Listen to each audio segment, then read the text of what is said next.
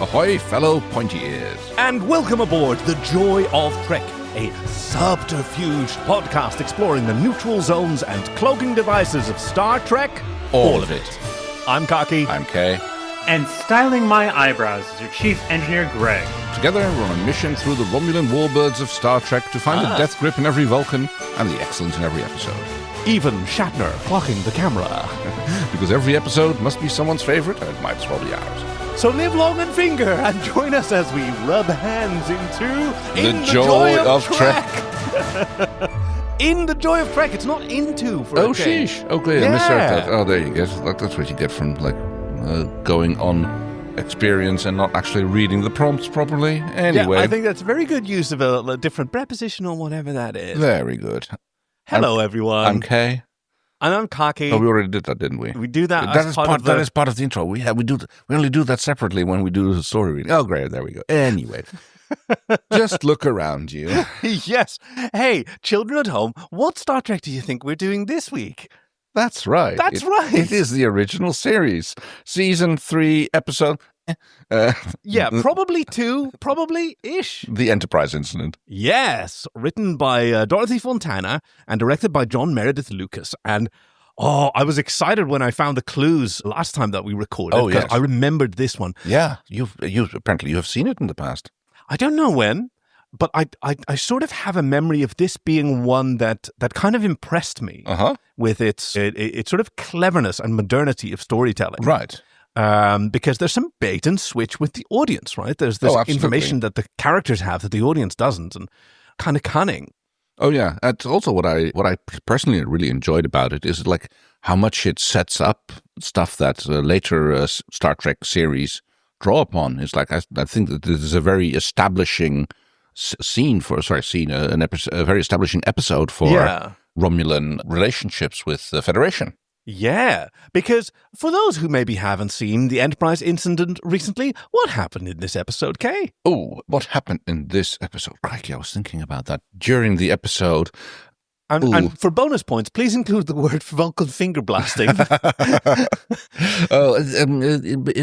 During a cultural exchange between Vulcan and Romulus, the extent of, Vulcan finger blasting is explored in the establishment of diplomatic relationships. I mean, kind of. All right, Chief, what's the official synopsis of the Enterprise Incident? Acting apparently restless and irrational, Captain Kirk inexplicably orders the Enterprise into Romulan space, where the ship is quickly captured by the enemy, and Kirk held captive aboard their flagship. Thank you. Yeah, it was a real highlight in Season 3, not the highest regarded season of Star Trek. It had Spock's brain, which we remember. Oh, yes. There's an episode that we haven't done, which was famously, like maybe even the last episode, a body swap, where now there is a lady who is in Kirk's body as captain, and oh no, women in command, we can't have that. Right. Wait, hang on. When was a body swap in Kirk's body, ladies? Yeah, we haven't seen it. We haven't seen that episode. So okay, sorry. Another Season 3. Did I miss something here? But yes, no, okay, I get it. So yes, as I was just saying, I'm not the only one who mentioned, who thought that it was very establishing. It's like being recommended to watch if you want in preparation for Picard.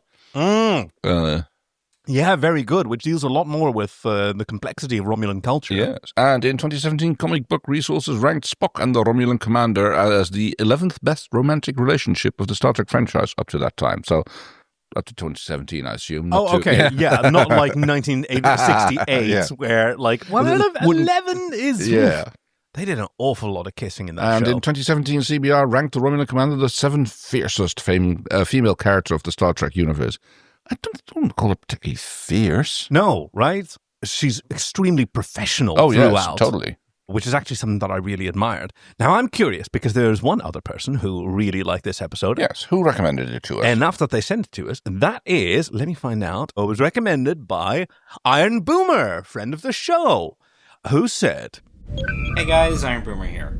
So, the reason I picked this episode out today is this one's largely fun from start to finish, as we literally start with Kirk acting completely out of his regular character, ordering the Enterprise into Romulan Territory, where they're promptly confronted by Romulans, who now have cloaking devices. Where this gets fun is Shatner purposely overacting as Kirk not acting normal, and Nimoy getting to lean on the whole no emotions bit, with Spock purposely seducing the Romulan commander. Really looks like he's gonna tap that commander at one point, even if it's a seeming ruse. Dun-dun-dun. Dun-dun-dun-dun. Did that music get on your tits, by the way? No, not really. No, not me either. I can't say I really noticed it. Really? No. Even when I started imitating it every time that it happened? No. Okay, anyway, IronBoomer continues. Where this gets fun is watching Shatner purposefully overact as Kirk, not acting normal, and Nimoy getting to lean on the whole no emotions with Spock purposefully seducing the Romulan commander. It really looks like he's going to tap that commander at one point, even if it's a seeming ruse. As long as he was tapping her all right with his finger. Tippity-tap, tippity-tap. That was... Dorothy Fontana was not ultimately super happy with this episode because the sort of romantic subplot that was added into her script, she wasn't a fan of that. Mm-hmm. She thought that was an undermining of the Romulan commander's competence. Yes. That she wouldn't see through. I can sympathize with that thought, yes. Totally. But still, fun throughout. It's a fun reuse of familiar characters, and like it's kind of weird to establish a villain who is so reasonable and actually in the right. Oh, yes. Right, it's a conflict with no real. Well, the only bad guys in the conflict are actually our heroes. Right. Yes. I mean, we see this quite a lot. It's like, oh yes, I actually noted that down, which is like, oh yes, how did you end up here? Well, yes, we had some instrument failure, and we just kind of drifted into the area, and we didn't realize that we were here which is exactly what the Romulan commander uses when they have that episode in the Next Generation. Oh my God, you're right. With the shuttle, with the two. With him and Geordi. Exactly, it's the exact same argument that they use. Oh, wow. Maybe that's the suggestion that Romulans are not just, like, deceitful, but, like, they just have a playbook. And they're also snarky. It's like, oh, if that's good enough for you, it's good enough for us. Exactly. I'm rubber, you are glue. Like, whatever bullshit you try, that now becomes our standard modus operandi. Yeah. Speaking of reuse... Ah, yes. Look, it looks like the Romulans are now using Klingon-type ships. Wow. Isn't that amazing? Wow. Yeah, do you know what happened there? No, they forgot about that they were supposed to be Klingon ships. No, that was one of the hypotheses. Like the original model of the Romulan bird of prey, created by Hua Chang, I think his name was. Right. Was stolen. Oh, crikey. It was just lost. They just straight up didn't have it anymore. The box that it was supposed to be in, it wasn't in there anymore. So, oh, crikey, yeah, we're gonna open a different box then. See what's in there. I mean, there's a third ship there which gets very little screen time, which almost looks more like a Federation ship. I get the same thing. I think it's just a different angle. I think they're all three supposed to be Klingon D7s. Which aired for the first time here because a lot of Troyes was filmed earlier but aired later or the other way around. Right. Where the beautiful D7 design was introduced. God, that's a gorgeous ship. It's this one with the long neck and I've really, really loved that design. So, do we have... I say we eject the warp core! Any warp cores to eject? Hey, the sexual politics in the 1960s, but it also wasn't too nicely bad. Subverted, by a woman in charge. I was going to say, it wasn't bad at all, although I noticed that the Romulan commander seems to have a rather hands-off approach to running the ship. Yeah. Mostly lounging around in her quarters and letting the sub-commander handle it until there's actually a major decision that needs to be made. And then he quickly confers to him. Really rude taking a phone call while you're talking to someone else, basically. Well, they just have a different... like, at least they got earpieces. They don't, like, broadcast... No, they point. put things on speakerphone like humans do. What do you mean? I've been transmitting all the time. I gave you the signal. I know where the fucking button is. Yeah. How about you? You got any warp cores? No, I don't think I have anything. No warp cores. Let's see. Anything in my notes? No, nothing. Oh, so I think we're good. A very good episode. Yeah, right. So let's dive right on in. Warp 9. We open with a rarity, and that is the Enterprise medical log stardate 5027.3. Dr. Leonard Kirk who's McCoy. doing Yeah, exactly. And we see Kirk on the bridge and a voiceover from Bones. I'm concerned about Captain Kirk. He shows indications of increasing tension and emotional stress. Oh. Yeah. And you see him sort of micromanaging and bullying He's being everyone. really snarky at everybody. It's like Chekhov gets told off that he didn't do his homework right, and Spock is like, how I want a sensor scan? Like, I just sensor scanned. Well, do it again. I didn't ask for a sensor scan back then. I'll ask for a sensor scan right now. Uh-huh. I'm concerned with the present. Or is it becoming too much for this crew to present me with current information? No, sir. Which is kind of interesting that he's playing his part well, because he is playing the mentally unhinged captain, but even towards Spock, who is in the know. Yeah. Yeah. They are on a secret mission, as we later learn. Yes. Let's talk about that. Like, the secret mission is espionage. Yes. Steal a cloaking device, which apparently they've discovered that the Romulans now have developed. For which they need deniability. Yeah. And so it's been established that the ruse will be that Kirk will play the role of insane, and if you're caught, then it's just on his head. Well, actually, thinking about it, it kind of makes sense if the Romulans are now using Klingon ship technology. That maybe they captured a ship and they started copying, and that's how they got the cloaking device. Because we know from Enterprise that the Klingons got the cloaking devices from the aliens who were the wake surfing aliens. Oh yeah, you're right. Oh, okay. So there's a lot of weird canon, obviously. Of course. One of the sort of trends in Star Trek canon is that Romulan technology is weird. Like, they come up with the weird technologies. Everybody else has, a few basic ways of doing warp, and then the Romulans have their own thing that doesn't relate to it at all. They have a captured singularity, and Romulan cloaking devices are based on completely different technological principles. Oh, okay. Which is really interesting, but, who traded... Let me see. I think in the original introduction of Romulans, they didn't have warp. Oh. That they traded cloaking devices for warp with the Klingons. Was one of the early, I don't know if they have an episode, but canony, wannony, timey-wimey.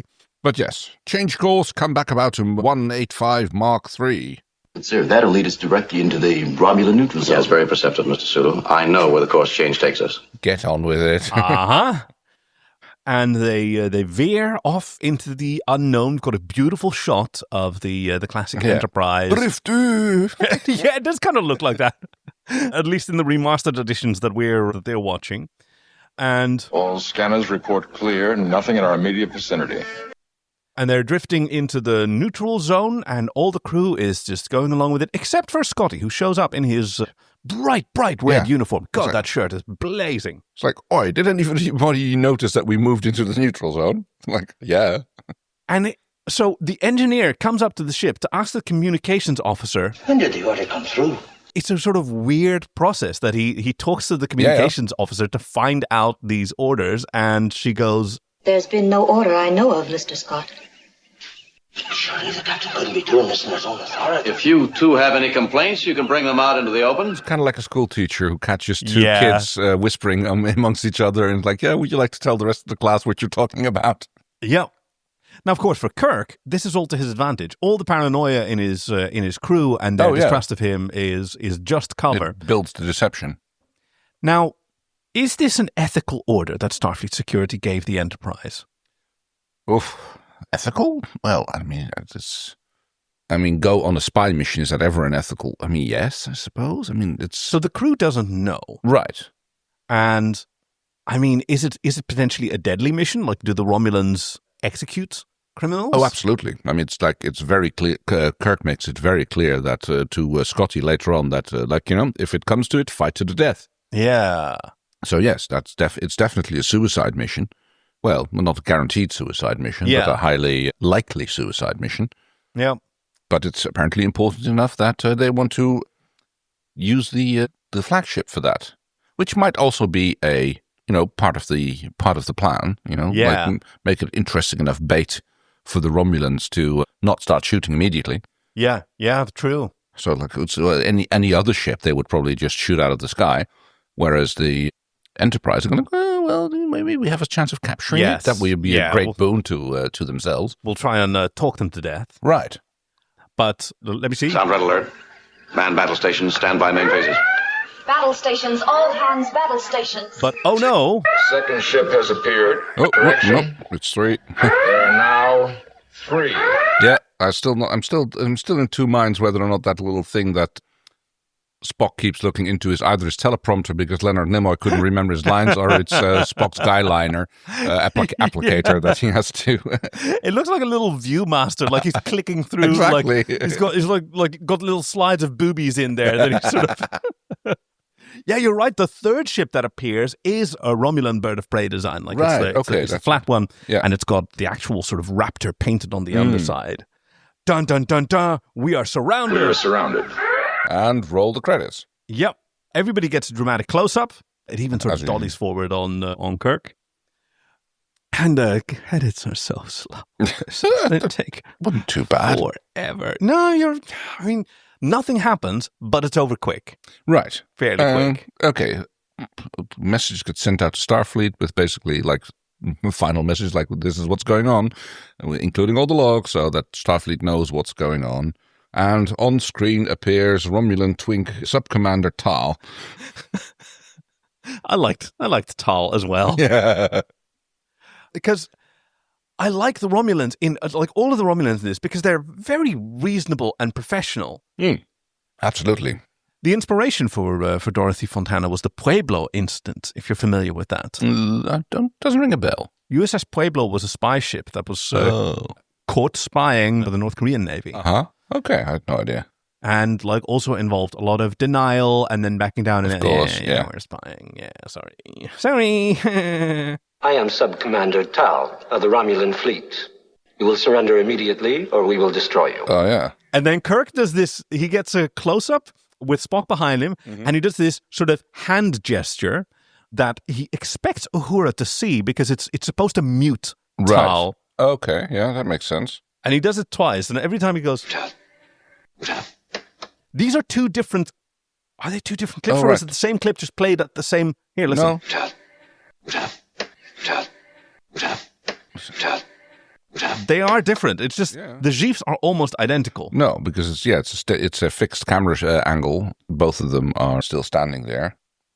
And he has a quick confab with Spock. They want something, or they would have destroyed us by now. Yeah, and I'm kind of like more interested in Tal's comment because he's like, who is that beside you? My first officer, Commander Spock. Who's that cutie? You know, yeah. Ooh, dish. And you see him leaning over, refreshing his Grindr profile to see now that we're in location. Oh, let me see.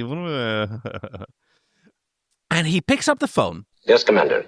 Because Romulan communication stations all have an earpiece, which I love as a concept. Like as a sci-fi prop, it was really cool that you could have like a wireless earpiece that you can just plug. Of course, yeah. Oh, and listen to it. But also it makes sense with the... Here on Galactica, there is no networking. Yeah. We wire everything. And that they have privacy, that they respect one another's privacy. Also secrecy, obviously, as we learn later in Picard, how like intimately woven secrecy is into Romulan culture. Yes.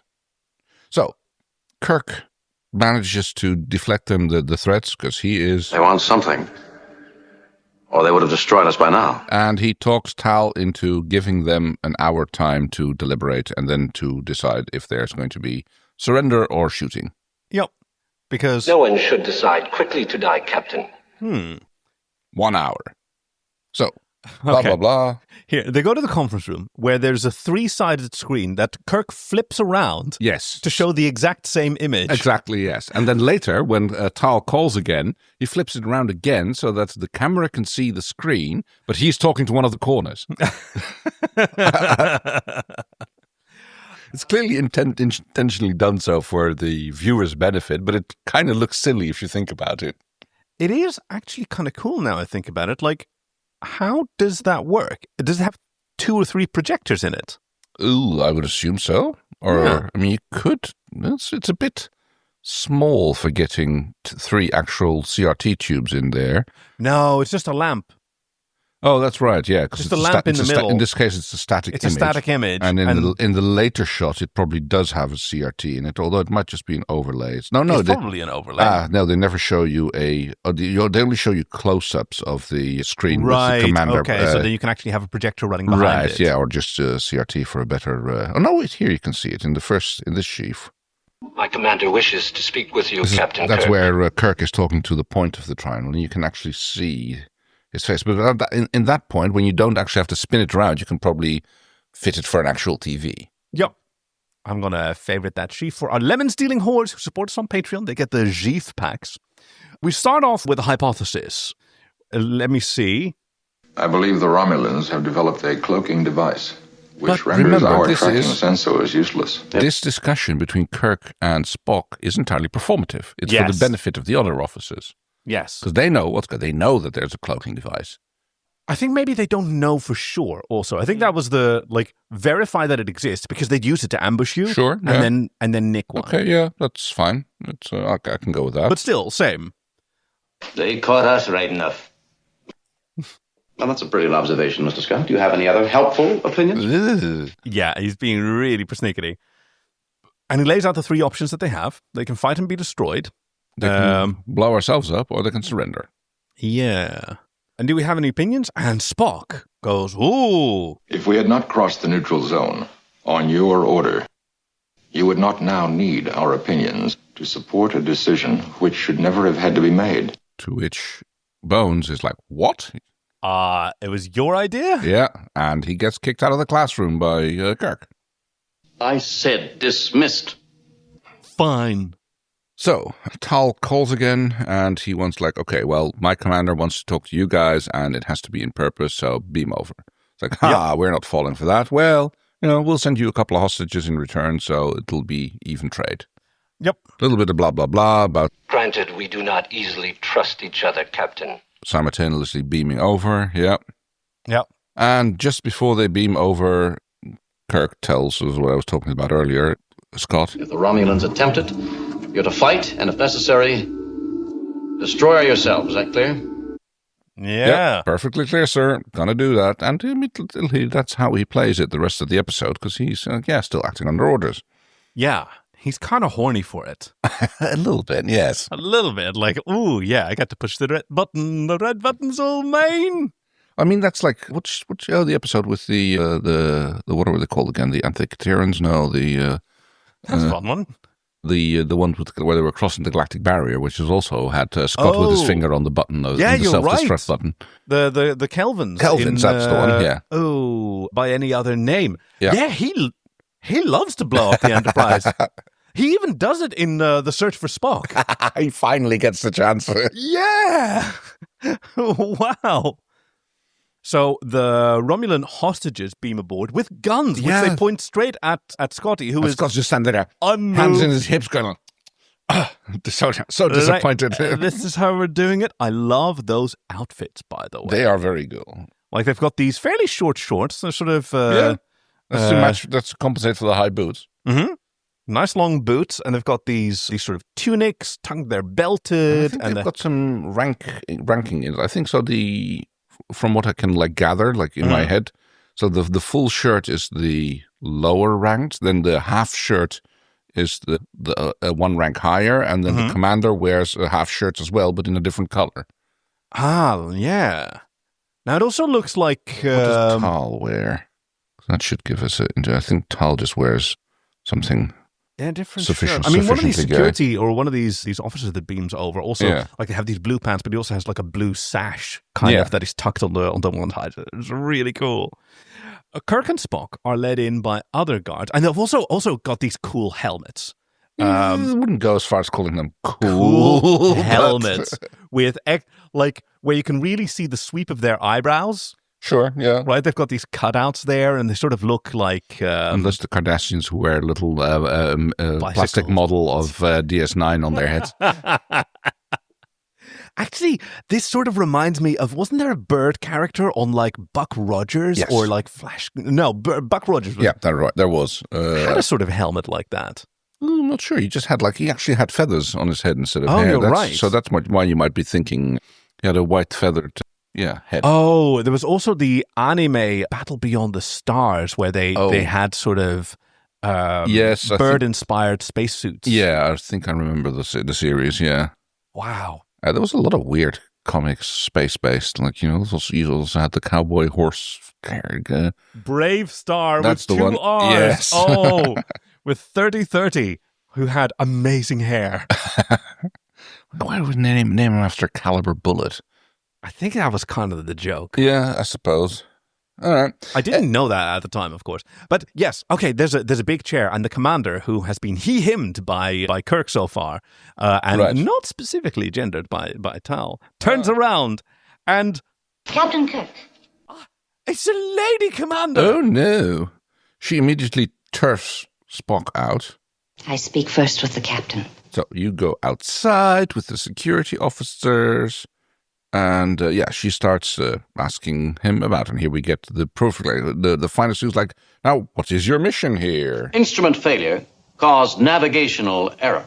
And, oh, no, we enter, and we're beyond the neutral zone before we realized it, and then you surrounded us, and, nothing going on here. So from her perspective, this is really fascinating. She's treating everything as formal testimony. Uh-huh. And she's just straight up, she has the bearing of a lawyer, right? Yeah, I see what you mean, yeah. You choose to perjure yourself. Okay, that means is that what you're going with? Yeah. Yep, that's fine. That's your valid legal strategy. I have my own, and now we're just going down a different path. Okay, so you're going down the path of perjury. Fine. Literally, and she throws it into his face. Captain, a Romulan vessel ventured far into Federation territory without good explanation. What would a starbase commander do? Yeah, see, it works both ways. So, don't give me this bullshit. Yeah, and I didn't notice what you just mentioned, but it's very clear. It's because when Spock comes back, she says the captain has made his statement. So yes, yeah, he's been, and now it's So I got him here, out of the room with you, so you can't hear to what he said, and now we are here to talk on further. Yeah. Her demeanor throughout all this, and I know we're going back and forth a little bit, but I really like the formality, professionalism, and power that she exhibits. Because when Kirk charms her that, I'm honored, and she goes, I don't think so. Yeah. And your superficial courtesies are an overture to that discussion. Because she immediately starts buttering up Spock. Yeah, straight away. Our forebears had the same roots and origins, something you wouldn't understand, Captain. And I heard of Vulcan integrity and honor. Yeah, which Spock, responds to beautifully by saying... I reserve the privilege of speaking only when it will not violate my honor. Oh, yes. Which she says... It is unworthy of a Vulcan to resort to subterfuge. Yes. Well, as we said, last week, it's Vulcans are incapable of lying. Spock lied. Yeah. Well, maybe it's true. Well, no, actually it's not. But, he's half Vulcan, so... I know. So this brilliant meme. Okay, how to lie to people and get away with it. First, say that you are a person who doesn't lie. And when you're caught lying, say you are not lying. Repeat. That's just it. Well, yes. Doesn't always work, but it does for some. Then there is a truth here that remains unspoken. So this commander, who is never named in this episode, but of course there are many spin-offs, and she made such an impact that she's in a lot of non-canon novels, fanfics, which we occasionally read on our off weeks. Oh yeah, that's so true. Let's know. Unfortunately, well, maybe not unfortunately, but we try to keep it PG-13. So yeah, there's no porn far. The really spicy ones are where she probably features are not going to be read by us. And she puts her foot down. You deliberately violated Romulan space with a blatant spy mission by order of the Federation. We've been all through that, Commander. We have not even begun. Yeah. Now she shows a little bit of her edge because her spunk. Yeah. She deduces that it's the cloaking device that they're after. Oh. And that's literally what she said. You knew of the cloaking device that we have developed? Yep. And then she threatens me with a bit of torture. I will know your unspoken truth. And Spock is that's not going to work on me, and it's also not going to work on him. So all you're going to do is kill him. Yeah, well, that is kind of what we have to do because he's chosen to perjure himself. Well, that's when we get to Spock starting when the trap starts getting laid. Yeah, because the commander's suspicion that Starfleet ordered the Enterprise into the neutral zone is unacceptable. And he starts undermining Kirk. He's like, I think he's gone off the deep end, and yeah, sorry about that, but this captain is clearly unhinged, to which Kirk starts playing in immediately. Filthy liar. I'll kill you! I kill you! Yeah, that's a great quote. I kill you!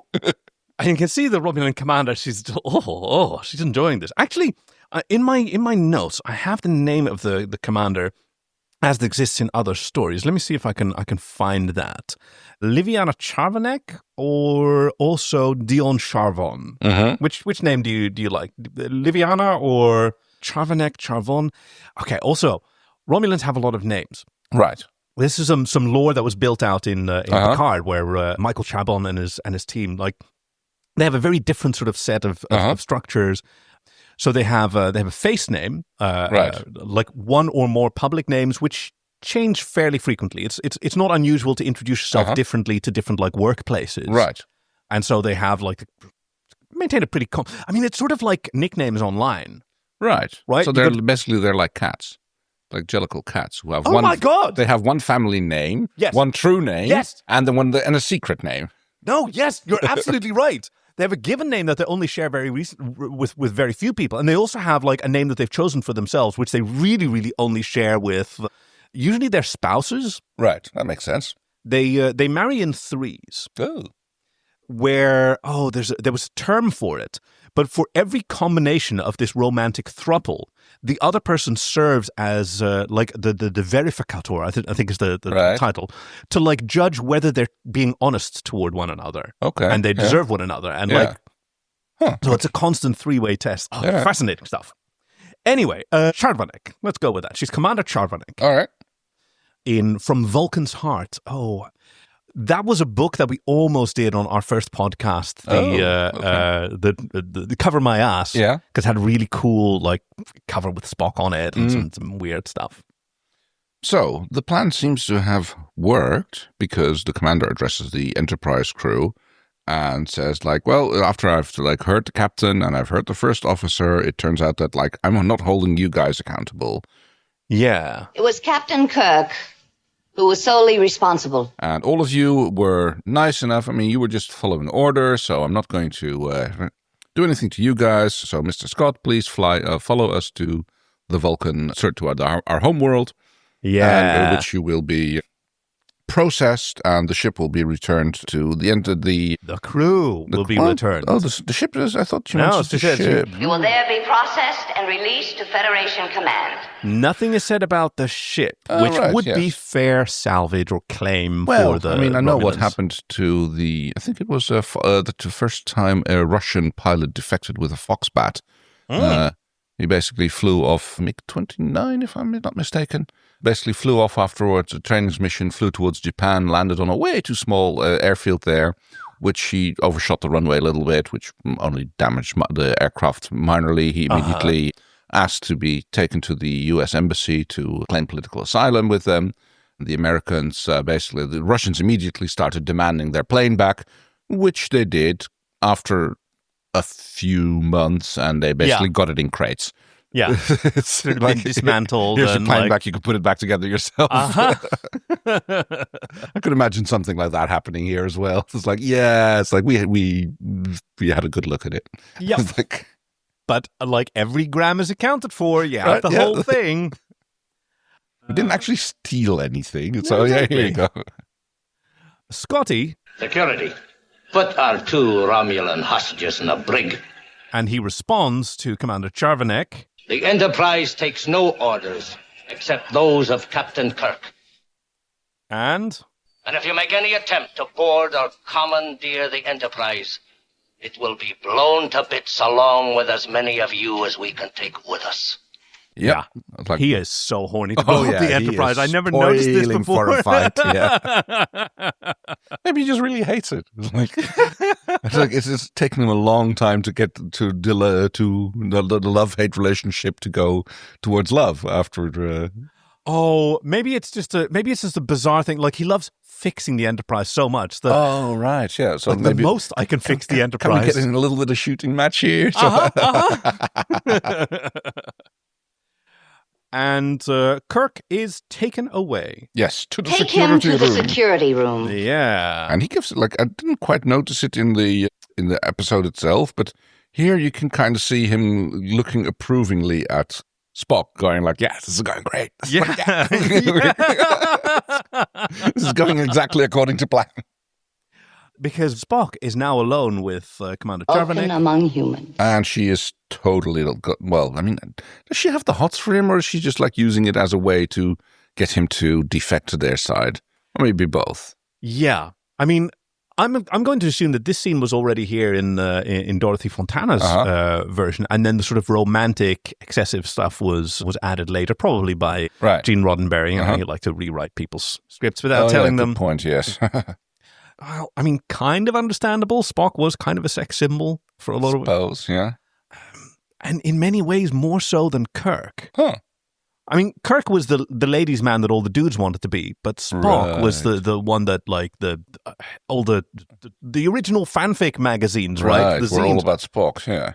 Run by women, everybody loved. I mean, that was a joke when in Deep Space Nine they went back in time to the trouble with tribbles, right? Yes, and then Jadzia goes, "Oh, I didn't realize how handsome he was," and Sisko goes, "Yeah, well, Kirk was known as ladies' man, but no, not Kirk. Spock, look at those eyes."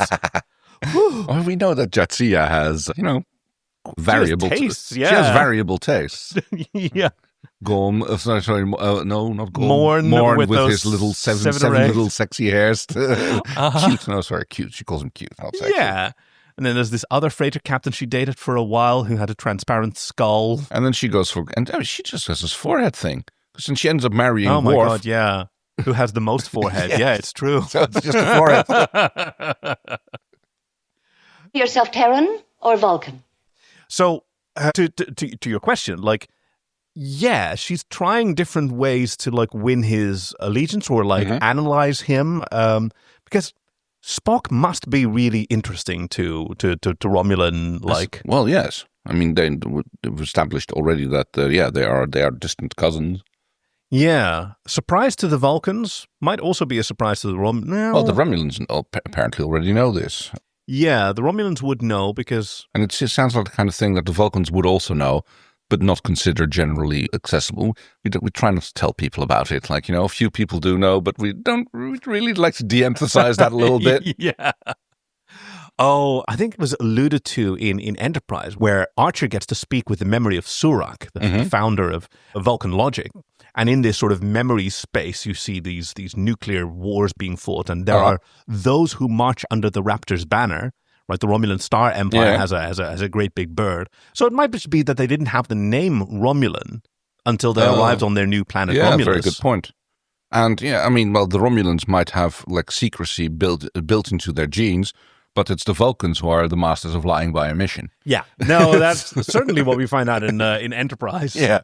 So Commander Jarvanek sits back in her really extreme chair, trying to look like she's making herself comfortable in a chair that sort of defies the concept of traditional comfort. It's kind of like those egg chairs that they use in Men in Black. Men in Black, yeah, exactly. Yeah, it's like a 1.5 person chair or something, and she kind of has to like, apparently sitting in the middle doesn't work because then your back's too far back. So she's kind of like lounging one way or the other. And sort of spreading her arm out, like hooking onto something, because she's sort of doing a seductive... I think she's probably trying to not slide off or something. Yeah, just gripping herself. And she asks about his boyfriend. Do you like him? Do you like your shipmates? But you are subordinate to Captain Kirk's orders, even to his whims. Yeah, okay, yeah. Well, we take turns in the bathroom, in the bedroom. My duty as an officer is to obey him. But she's digging, she's prying. She's like, oh, well, you should have your own ship by now. And like, no, I don't want to command. And besides, those opportunities are very rare. So it's not unusual for something, even though he's like been like serving as an officer for 18 years already. Yeah. Yeah, this is really interesting. Because someone with your capabilities and accomplishments, opportunities are made. Because I think she's being really smart here. She's asking very targeted questions, listening to the answers, and then adjusting her strategy. Right. But it is Spock who, in fact, finally throws it back at her. It's you who desperately need a ship. And she admits, it's like, yes, it would. Would broaden the scope of my powers greatly. It would be the achievement of a lifetime. And it would open equal opportunities for you. She's basically trying to bribe him into defecting. Yeah. That's essentially what she's doing. Which is entirely reasonable to do. Oh, yeah, totally. If you have an uncooperative officer, they are to be interrogated and tortured. That is an unfortunate component of sort of military espionage. That's the fate that awaits spies who get caught. Yeah. I mean, although technically, are you a spy if you are like actually in uniform? Then are you then just like an enemy combatant? If you're on a spy ship, if you're on a mission of espionage, right, and especially if you claim to be innocent, if it claims to be accidental and you're found, no, that was not an accident. Yeah. Therefore, you're. It gets really complicated. And I don't know the legality of it. It's not perfidy because you're not abusing the good faith and humanitarian. Because you're still an enemy warship, yeah. Yeah. And you're therefore not endangering other people who need humanitarian consideration in times of distress. I'm suddenly reminded of especially in relation to the instrument failure thing. There's a Swedish TV show, I think it's called Whiskey Down or something like that, which is actually about an incident which happened where a Russian whiskey class submarine ran aground on Sweden after instrumentational failure, basically a party in the to celebrate the political officer's child being born or something. Oh wow! Yeah. Apparently, it's all based on a real fun series. I'd recommend watching it. It's a real fun series about a submarine being run aground in the Cold War era. One assumes basically on the shores of Sweden, and it's very well done. I especially love the two.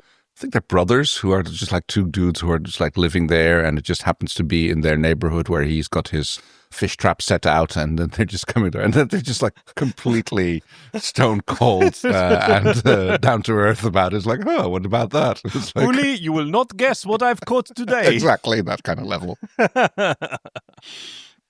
So yeah, I think it's called Whiskey Down or something like whiskey something at least.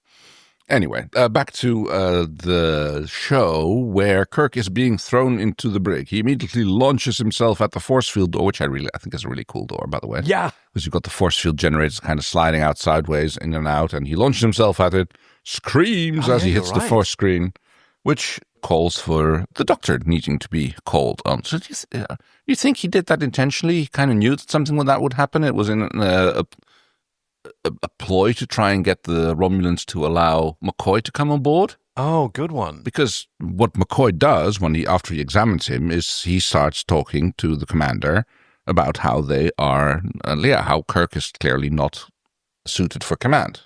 Yes, he informs the security officer. He'll recover, but he'll need further attention. Inform your superior. And then the security officer goes off to a wall panel, picks up the earpiece, which... How does he put that into his ear while wearing a helmet? Not entirely sure, no.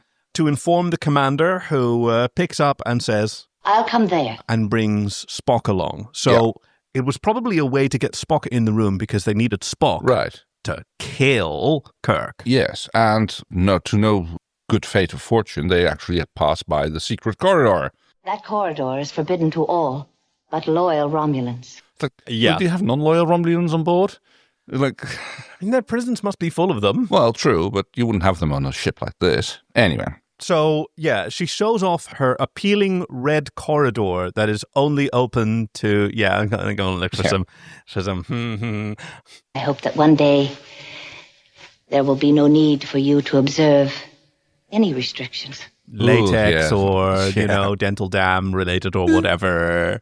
She questions McCoy and basically... Then by your own standards of normality, this man is not fully competent. And this combined with the fact that Mr. Spock has stated that he believes the captain has no authority to order across the neutral zone, it turns out that, she is actively gunning for them to relieve Kirk of command. Because she says that to Spock's so the duty is now fallen onto you. So how about you use that new authority to come and fly it with me? Yes. That's her strategy. Yeah, well spotted. Because initially, the alternative, of course, is to treat the entire Enterprise as enemy combatants, and then the destruction of the Enterprise is probably the most likely outcome. But now, if Spock can overrule Scotty's command, and if she has influence over Spock, then that's a great outcome. Yeah, and also she doesn't strike me as someone who prefers to start shooting. right?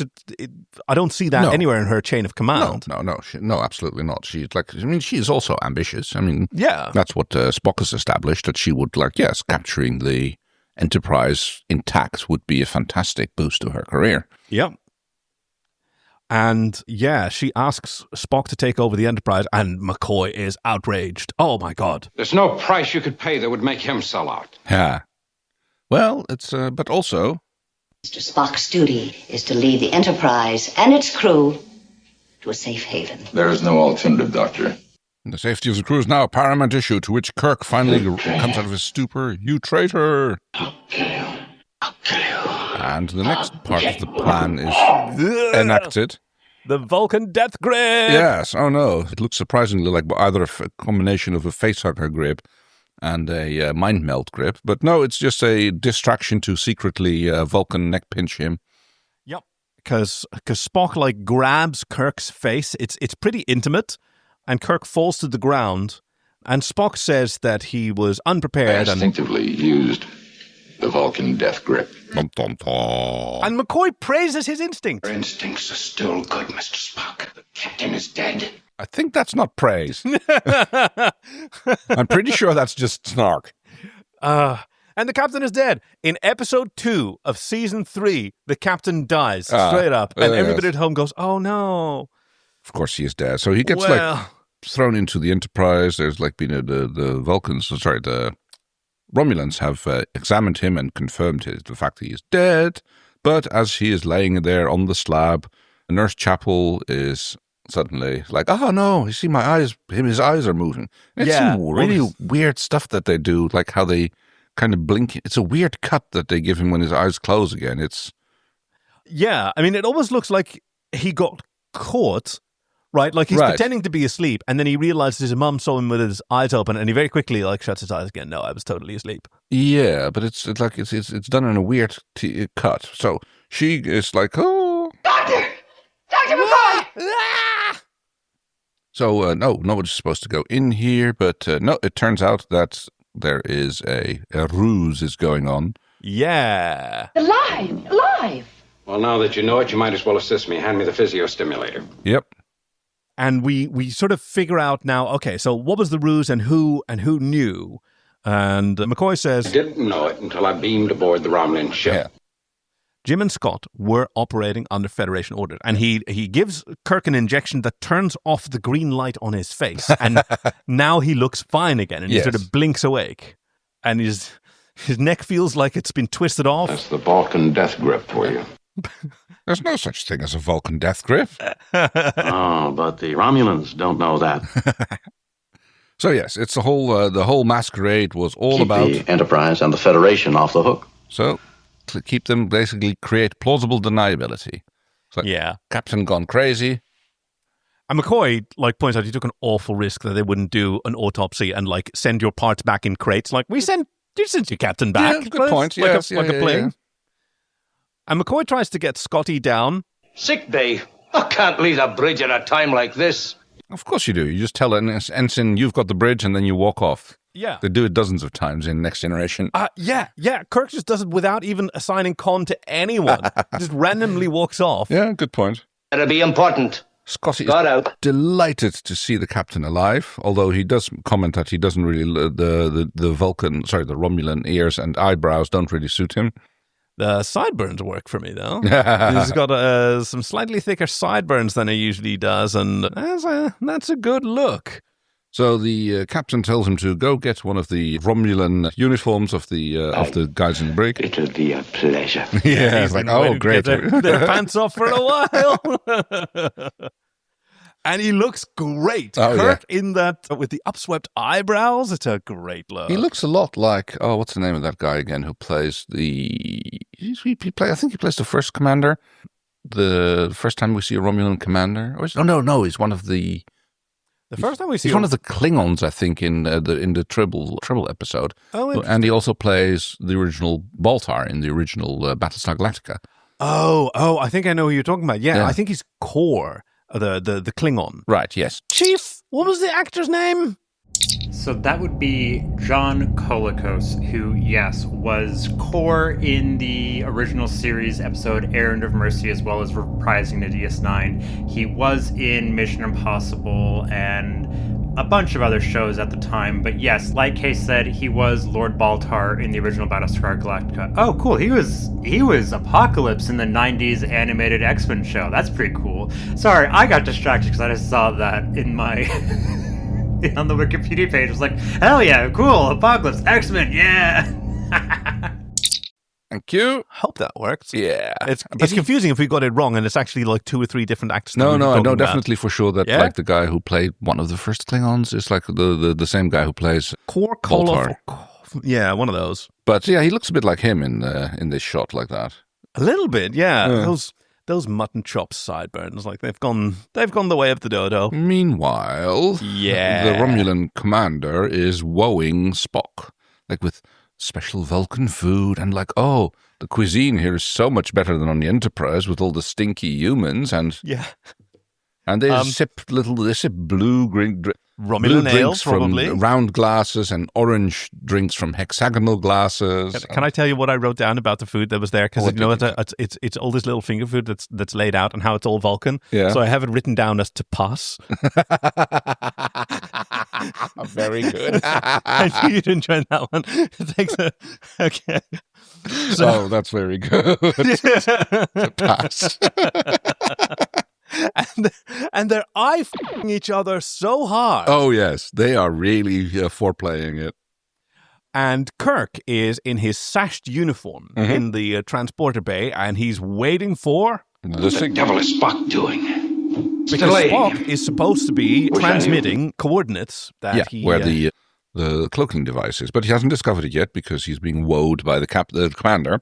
I think the word you're looking for is woo. Wooed? Yeah. Wooed, okay. The wit to woo. Oh, right. Woed is like, yes, more like Wednesday's Child full of woe. You're right. Yeah.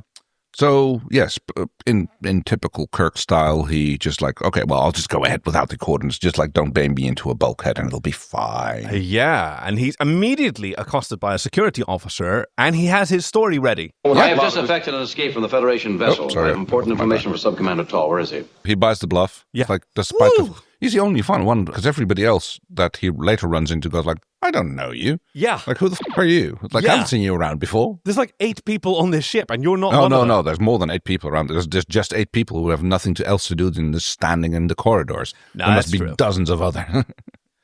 But Centurion, we don't know what the rank is, but there can't be that many. No. I mean, if they typically Centurion, like, commands 100 men, but... Oh, yeah, that's why they were called Centurions, but that was like back into Roman times. And they would have had to be officers in order to be, a fair exchange for captains. I suppose, yes. I mean, ironically enough, in again Battlestar Galactica, the original Chrome Domes are also called Centurions. But those are just the foot soldiers. Yeah. Wait, so is a Centurion a leader of 100 or is it a member of 100 group? No, he's a leader of 100. Yeah, okay. Like It's just a cool... It is. It's very much Speaking of cool, can we talk about like the set design on the Romulan ship? Because like it's clearly just the Enterprise hallways just with different shit on the walls and cool lights. Like they're all magenta and green I'm pretty sure that the bridge where we see Romulan Twink Tal on is just one of the engineering sets from a different angle. Which has the screen and the desk in front of it. Yeah, we've seen it a bunch of times. I think that's even where they stole the Kelvin device that didn't turn out to work last time. No, you're right. But it's got all these funky textures and these weird like fabric patterns. Not weird, but just different than we're used to. Yeah. They're very, very stylish, those Romulans. The commander's avances are getting more and more blunt. Romulan women are not like Vulcan females. Yeah. We are not so dedicated to pure logic. We have even more moving parts. Yeah, we can be wild. She is really necking those drinks. Yeah, like that. Maybe she's like a bit of Dutch courage, you know? There were a lot of fans complaining, but Vulcans and Ponfar only once every 7 years. Maybe the Romulans don't know that. No, like everyone was quite far. Okay, so they have to have sex every 7 years. They can have sex whenever the they want. Sure, that makes sense. It's nice. It's fun to do. But she is like saying, it'll be great for you if you lead a small party of Romulans aboard, and we will take over the Enterprise like that, and then you can gloriously fly the Enterprise back to Romulus beside my flagship. Yeah, and he goes, yeah, that sounds great, but just not right now because... An hour from now will do. Oh, yes. Well, Even better. In this case, how are we going to kill an hour? Yeah. This is where she, reveals her first name to Spock. Yeah. By whispering it in his ear, and... How rare. And how beautiful. And then she's like, but yeah, no, it sounds so off when a soldier says it. And it's like, well, let me slip into something a little less comfortable. And we will see about that.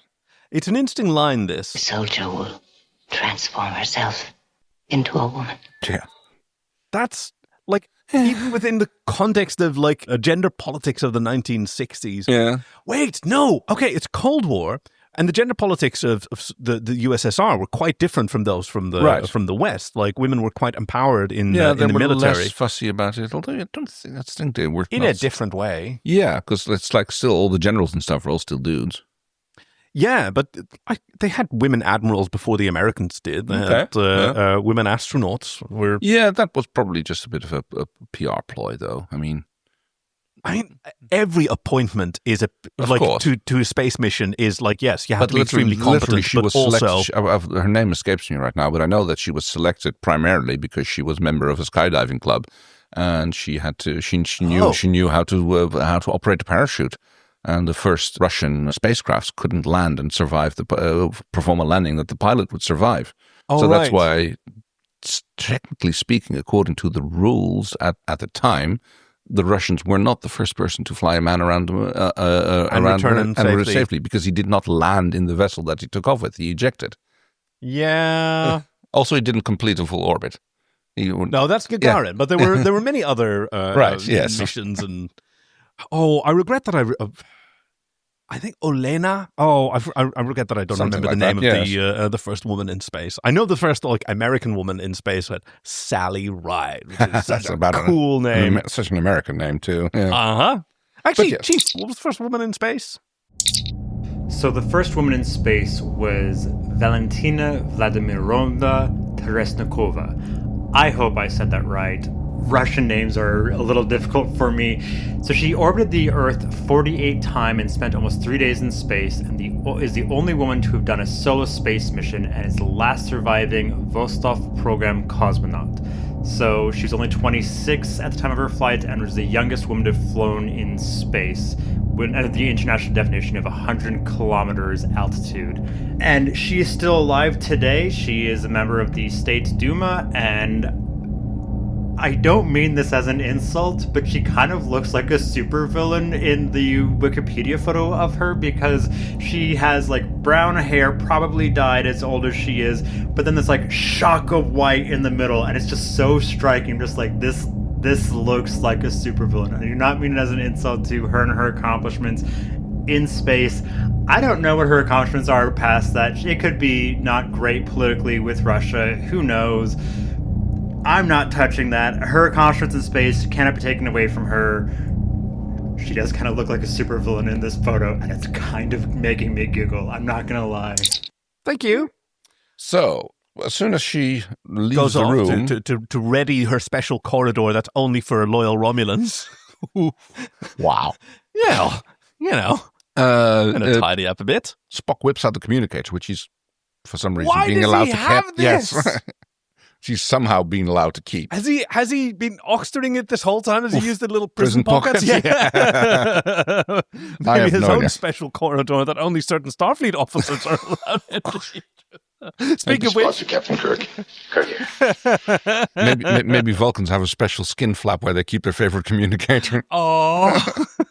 Captain, are you prepared to beam over? Yeah, I bet he said that more than once. I'm already here. Okay, well, get to it, and you'll have to get back to the Enterprise on your own. Yeah, their communication is intercepted. I'm receiving an alien transmission from within our vessel, sir. Alien, are you certain? Yes, Sub-Commander. So they're monitoring the comms, but they're not monitoring the fact that people are just beaming in and out of their ship haphazardly. Yeah, and also they're beaming through shields, presumably, which is later established to be whatever. Yeah. I mean, you can do a little. Here comes the Vulcan finger blasting scene. Yes. Now, originally in the script, as it was written, it would be much more intimate, not impotent. Even more? Well, yes, because Spock was going to pepper her with kisses above the shoulder where her skin was exposed. Right. And like Leonard Nimoy said, no, he didn't want human passion. He wanted alien sexuality. Right. Yeah. Very good. Huh. And suggested this finger dance. Kind of like this aura touching that they're doing almost. Yeah. It's like who knows where who keeps their erogenous zones. Yeah. Right? Or it can be like nervous stimulation or sympathetic vibrations or like whatever feels good, man. Ding dong. Yeah. She's now. Yeah. Mm-hmm. But it's urgent. Yes, you're not the only one experiencing urgency here right now. Yeah. But no, she goes and talks to him, and he's like, well, we found it, and it's like in this room. To which Spock comes walking out from behind the curtain and holds out his communicator. It's yeah. From which the captain immediately jumps to conclusion. The cloaking device. Bring him. Jumping to a conclusion, like she pieces together, okay, that's the most likely strategy. Here we go. That's what we need to defend. Why else would he be communicating with somebody else on the ship? And into the secret red corridor they go. Kirk has... Well, first he approaches the guy. This guy who's on guard duty goes like, yeah, who the hell are you? I don't know you. And Kirk goes, quick, look over there. An obvious distraction. Yeah. Before like kneeing, elbowing, and gut punching him, I think. I know, they're standing right across from each other. And with a straight extended leg, he kicks the disruptor out of the dude's hand. The dude falls to the floor for some reason. And then still standing across from me, he also just straight leg kicks him in the chin and knocks him out. Yep. Oh, Star Trek fighting, I can't get enough of it. And to which he enters the room, which he actually doesn't know which of the pieces of equipment in here is actually the cloaking device. Yeah. Because he's looking around, and not until he gets challenged by another guard who is in that room, it's like, who actually goes, there's an enemy spy aboard. He'll be after the cloaking device. That's Spock, who uses, Kirk, who uses that as a distraction. Oh, yes. And then he sees the guard look at the cloaking device. And now he knows which one of the things is the cloaking device. Yes. That is right. Oh, that's brilliant. This guy also gets kicked in. Kirk wastes no time in lifting the cloaking device up, which is just a big orb with a thing on top. Yeah, it's not Nomad, and it's a different. They're existing props. He just lifts it off the console, and apparently this is all he knows. That this is all he needs. The rest of the machine, the thing it's on, that's not that. We don't need that for anything. This is the cloaking device, and because that's how technologies work. Beams aboard, hands it to Scotty. Who goes like, yeah, oh sure, no, this needs to interfere with our shields. I can do that right away, sir. How do you know this? Never seen this thing. It's a completely new technology based on principles that you have no idea Might not how even they work. run on AC power while they use DC aboard. You have no idea. No, that's fine. It's roughly a round thing. It's probably got a SCART cable. It'll take 15 minutes. Well no, he has gets 15 minutes is what he gets. And the commander is initiating a... Full alert. Search all decks. And she's still in her civvies at this point. Oh, yeah. But she's still, exerting complete command over the situation. And Spock is still sort of flirting at her. A little bit. Well, he's also starting to let her down. Because she is like... You must be mad. I assure you. Why would you do this to me? So, why? And he's just like, well... And he goes back to his original thing. It's like, I'm an officer. I am the first officer of the Enterprise. And she hits him in the face. Oh, so unprofessional. Yeah, this I also don't completely. I'm on the side of Dorothy Fontana. She's been written to be so competent. Yeah. She should have seen through this, and they would have needed a different exactly. way. And this should have been kind of her. I mean, even if she had genuine feelings for Spock already, then she would have still been operating on okay, well, we're just playing this game right now, and maybe that's how Romulan flirting works. Okay, yeah, sure. Right, you trick each other into sex, and then you both got away with it. It's playing gay chicken since high school. It's like, we're married now, we have an adopted daughter, but I'm pretty sure I'm going to win one of these days. Yeah. The bridge crew gets a surprise. Captain, you're alive. They said you'd been killed, sir. The report was premature. Yeah, thanks, Mark Twain. The reports of my demise have been greatly exaggerated. Yes. Yeah, that's right. I think there's even a Spock quote later on. Oh, could well be. But yeah, Spock is still aboard, and we need to buy him time. Yep. He's surrounded by Sulu, Chekhov, and Uhura, and he gives them some orders. That was not a request, gentlemen. Yes. I want his body readings pinpointed and isolated. I think they're back in the boudoir now. Which is a strange place for, like, the imminent execution, I think. Yes. But apparently Spock rules lawyers himself into having he demands. Yes, I demand. The right of statement first.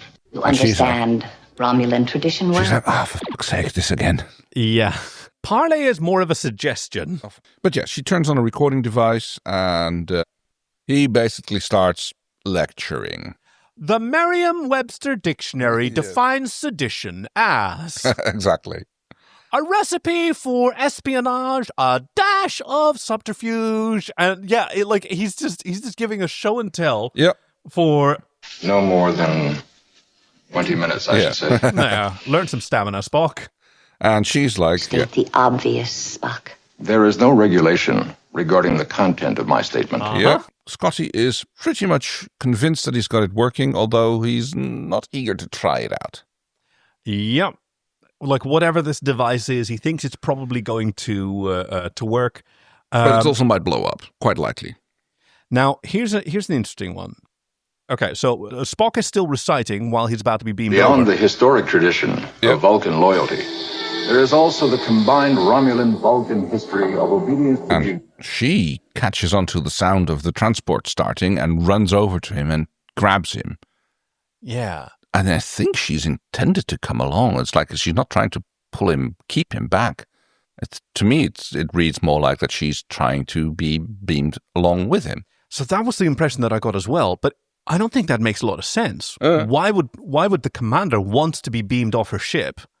Right, I agree, but that makes it a weird decision for her to do that. So maybe there was some other reason that she just wanted to hug or strangle him or remove it, and it was just coincidental that she happened to be touching him when he got beamed over. I don't know. It seems to coincide with the sound of the transporter starting. Yeah. It looks like she's noticing that, but it just doesn't.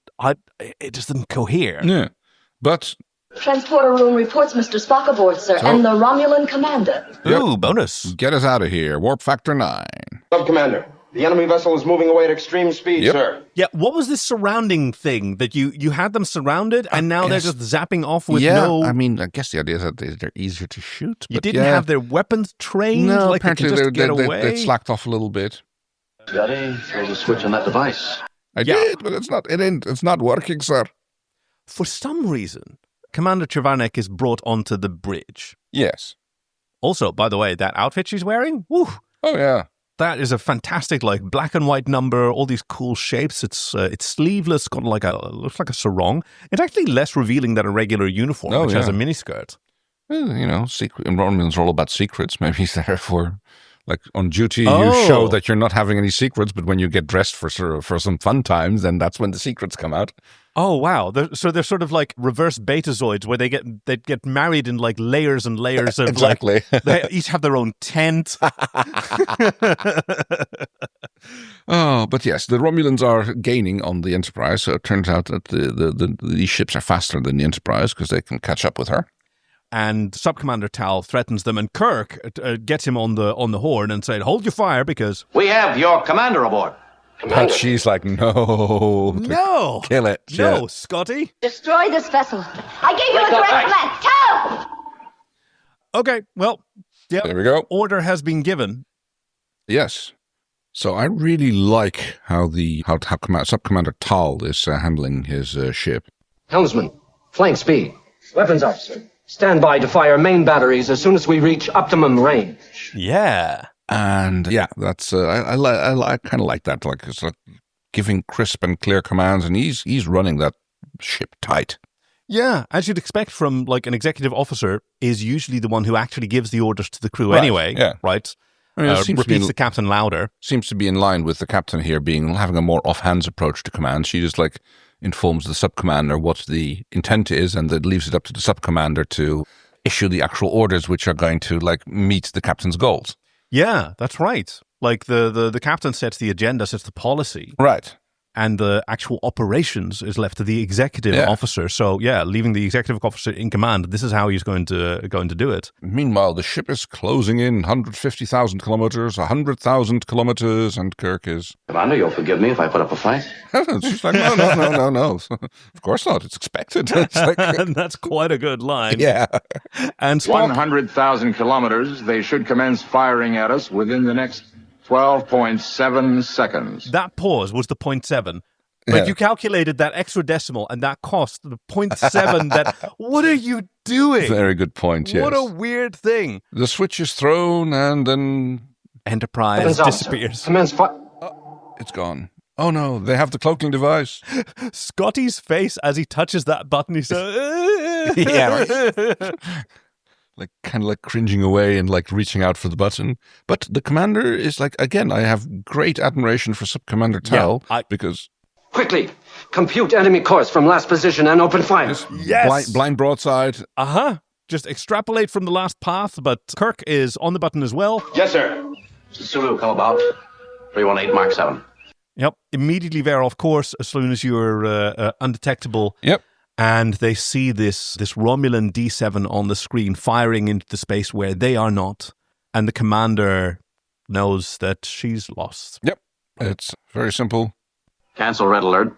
We'll let you off at the nearest Federation outpost. And she's like, you're very generous. Like, I probably wouldn't have been so generous. And here's an interesting exchange. If I may be taken to your brig, I will take my place as your prisoner. And Kirk responds with... Mr. Spock will have the honor of escorting you to your quarters. So, quarters. Yes. Quarters or brig? Like, is he being sarcastic or is he confronting her with, like, no, you get a room? Yeah, no, that's what I think, yeah. Right? Like, either way is interesting. Yeah. Because, like, there's a little bit of, go to deck 2. It is regrettable that you were made an unwilling passenger. Okay, so, if she didn't deliberately, like, tag along... Then, Yeah, she says it was not intentional, so... No, wait, that's Spock's line. Yeah. It wasn't their intent to grab her, and it was all on her that she came along. Yeah, because... All the Federation wanted was the cloaking device. And, okay, she's got the mood light on her face, the Fresnel lens, focusing on the center of her face. It's absolutely gorgeous. And she's grilling him for... And what did you want? She's still like, but did you have feelings for me, or was that just like a ploy? That's kind of what it felt like to me. Yes, that's what she accuses him of, and that's all you came away with. You underestimate yourself, Commander. Oh, these lines are really, really great, because she says... You realize that very soon we will learn to penetrate the cloaking device you stole. And he has an interesting response to that. Military secrets are the most fleeting of all. Really? The most fleeting, really? Well, yeah. I mean, they're certainly the ones that are being fought for the hardest. And Spock adds... I hope that you and I exchanged something more permanent. Yeah, because for Spock it wasn't just fake. Apparently not. That's what she's clearly been trying to get him to commit on one way or the other, and he finally goes like, yeah, no. It was like it wasn't stimulating exchange. And she says... It was your choice. And? It will be our secret. Yeah. She's like, okay. Final little scene on the bridge. It's almost like it's building up to a comic relief final moment, which we kind of get when... Yeah, but it's not a very good job. No, when Bones comes up. Before all the shouting's over up there, I'd like for you to report to sickbay. Yeah, what for? Well, I'm going to bob your ears. And he touches them, and Spock comes down. Captain, please go.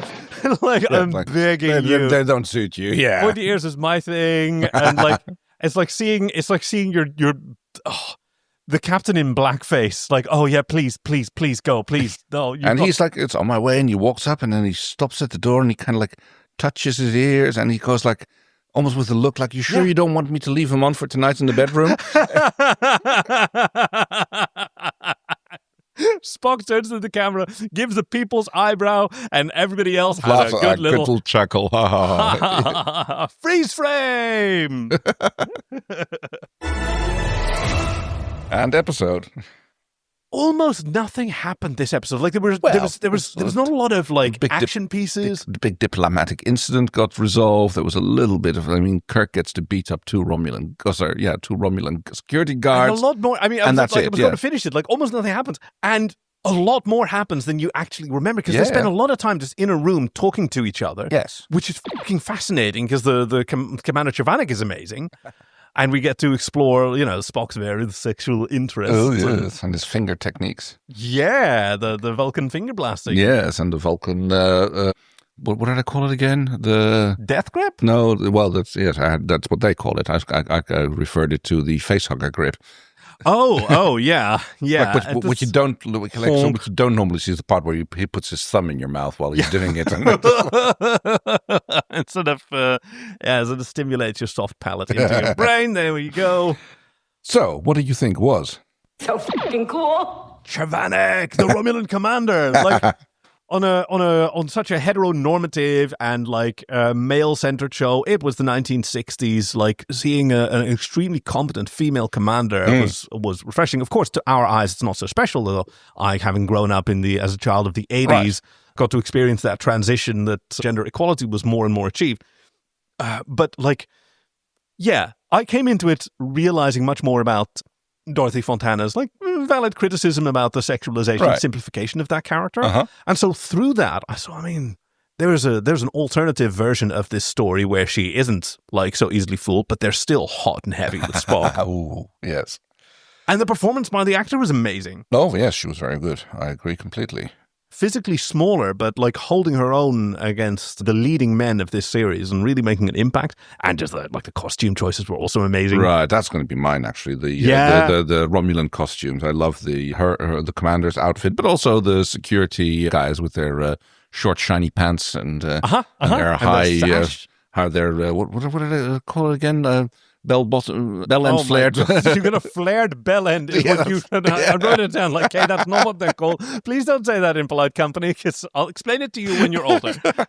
That was actually about Kirk's pants, but they've got big old boots. I almost imagine that they've got waders that they wear pants over. Right, that's what it looks like to me. Yes. Ugh. Impractical. All right, so. A deleted scene which we imagine might have been left on the cutting room floor. Captain's log, supplemental. Oh, I haven't been thinking about that. Okay, at all. Well, I'll go first then. Normally I try to make these funny and giving a good laugh, but I could really see this show ending with actually when they arrive at the starbase that the commander actually asks for political asylum. Ooh, two-parter. She realized she'd gone done up, and I don't know how much Romulans are about commanders. Not only has she failed to stop the incursion into Romulan territory, she's also allowed the capture of a cloaking device. So she knows that she's her career's over. Wait, okay. Let me piggyback on yours. Yeah. So there's that scene. She asked for defection. She's brought in to be debriefed by Starfleet security. And she mentioned that the weather on Orion third moon is quite nice in winter. Oh. And one of the guards gives her a knowing look and and she's brought into a different room where she can take off her eyebrows and ears because she's been a deep cover operative the whole time. Oh, wow. And it wasn't about, it was about retrieving this deep cover operative this whole time. She set it all up. Oh, wow. Yes, fantastic. Yeah, that's definitely a different... I wonder what DC Fontana would have thought about an ending like that. Yeah, how cool would that be? Oh, fantastic. I think it was an episode of La Femme Nikita in the 90s that was about that, where...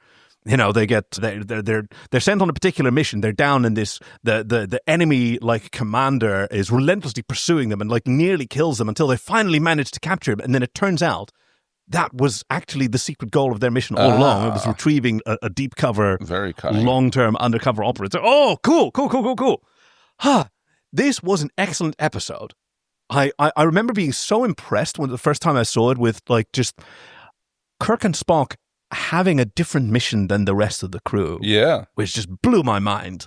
Thank you to IronBoomer for recommending this show. I think maybe a lemon ceiling horn. I'm not entirely sure. I don't know, to be honest. I hope that you enjoy the GIFs, because there's some, like the observation, like watching Shatner overact as Kirk, overacting.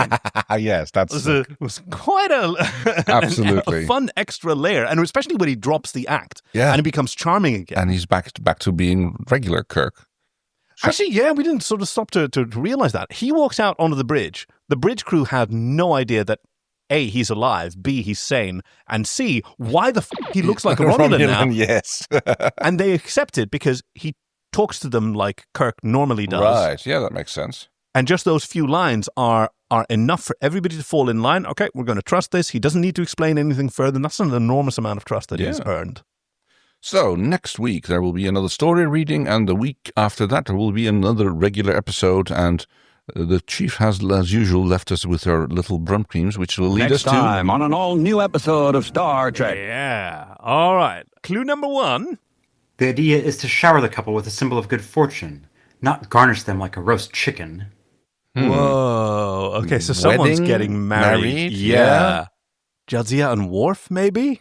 Ooh, I'm more thinking... Roast chicken? Ooh, I'm more thinking, is this the episode where Loxana gets married, or have we already done that? Oh, we did that one. Oh, yeah, we did. With Alexander, and she decides to go in that's the one. Yeah, we did that one. Okay. All right, give us the next clue. When it comes to affairs of the human heart, it is wise to look beyond logic. So... Is another original series one? Unlikely. A little bit of metagaming. This two original series in a row doesn't seem... He hears you say that every time. I know. So, like, he's eventually going to... The chief is nobody's fool. Very true. There's only one thing I know how to be, Chakotay. Oh. And that's Catherine Janeway. Huh? Oh. Okay, so it was Tuvok then. Yeah. And apparently someone's getting hitched on Voyager.